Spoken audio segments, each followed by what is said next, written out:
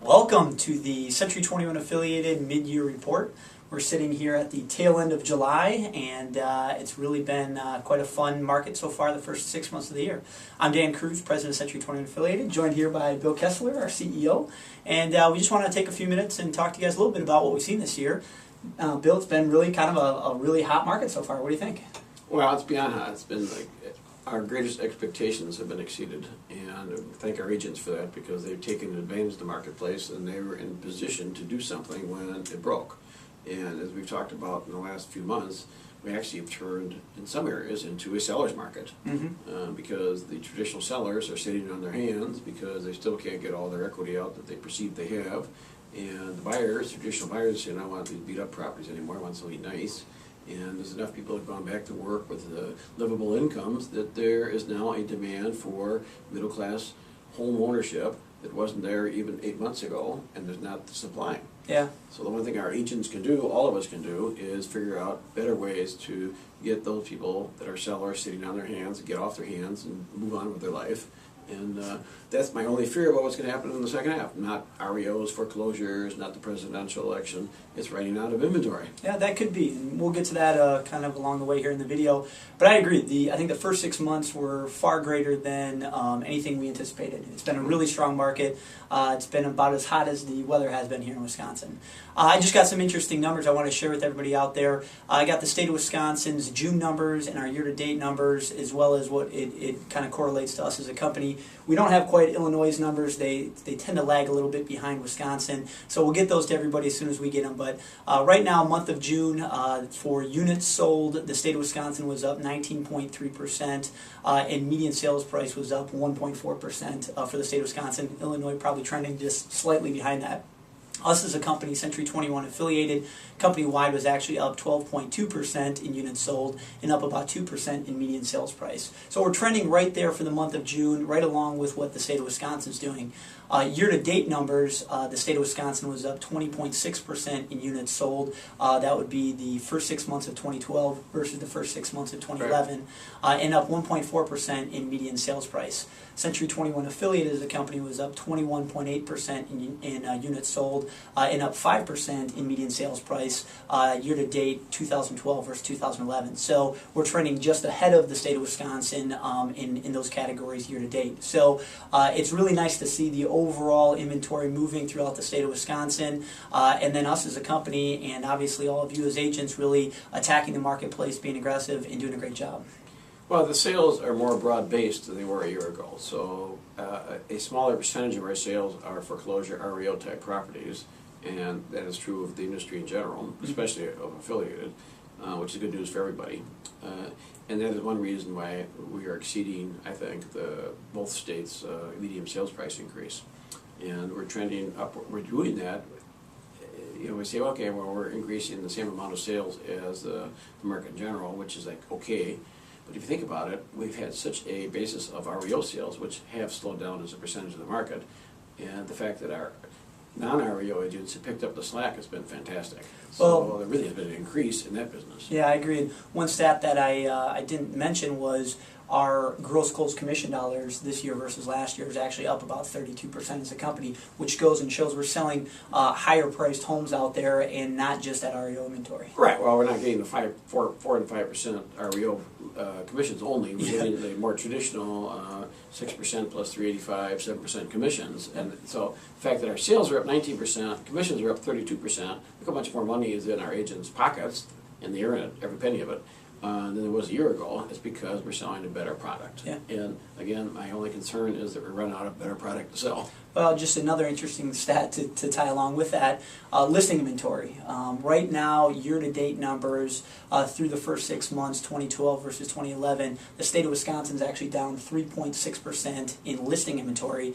Us as a company, we're actually down 12.4%. So we just talked about all these great stats about how we're really selling a lot of inventory out there, but our overall listing inventory is down. Sure, and our REOs are sold. Exactly. I really believe it's because of the lack of REO inventory that we have seen come onto the marketplace and being sold. which is a really good thing for sellers out there. And I think it's a good story to go tell is we're selling more property right now than we were last year, and our listing inventory is low. We really have a shortage in certain price range of listing inventory. Exactly. As a company, we're getting better in the balance.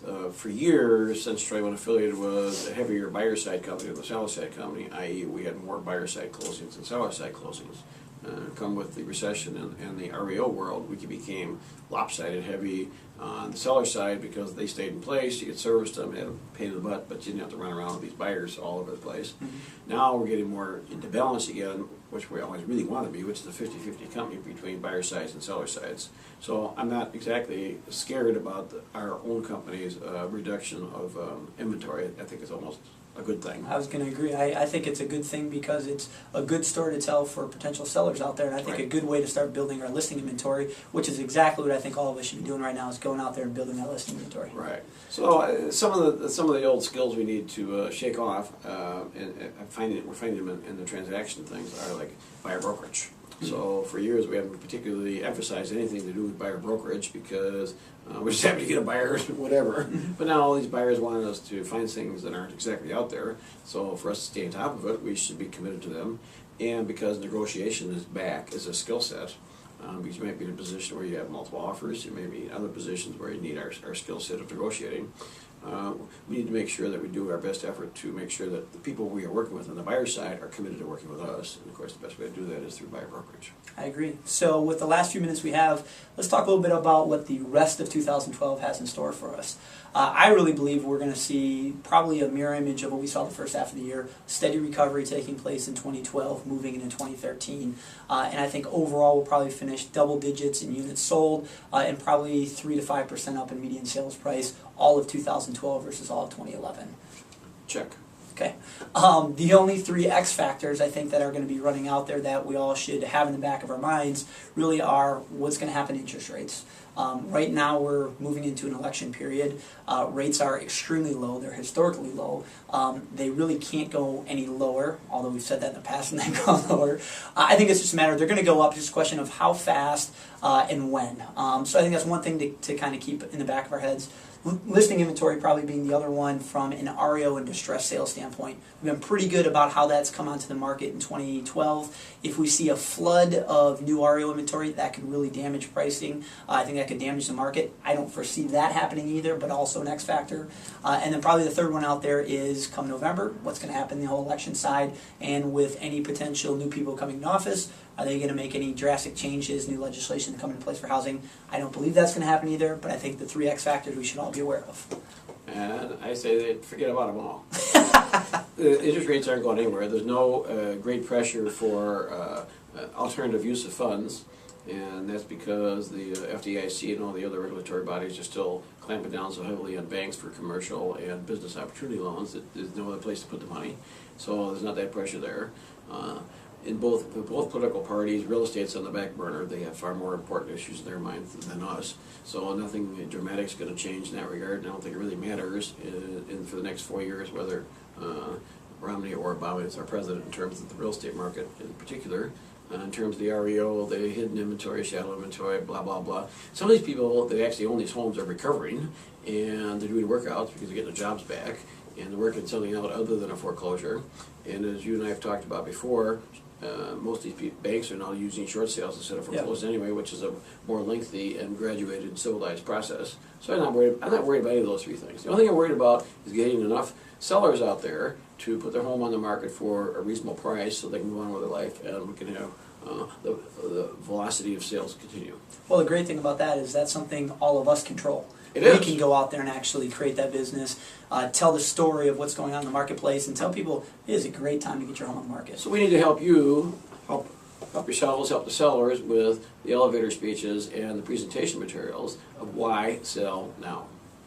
Well, that's about it for the 2012 mid-year report. We'll have another one of these come out sometime in the fourth quarter, reflecting on the third quarter, and then a year-end recap. Thanks for spending a little time with us. Check us out on the web, century21affiliated.com. Feel free to email us anytime, and we'll be happy to chat with you. Go team!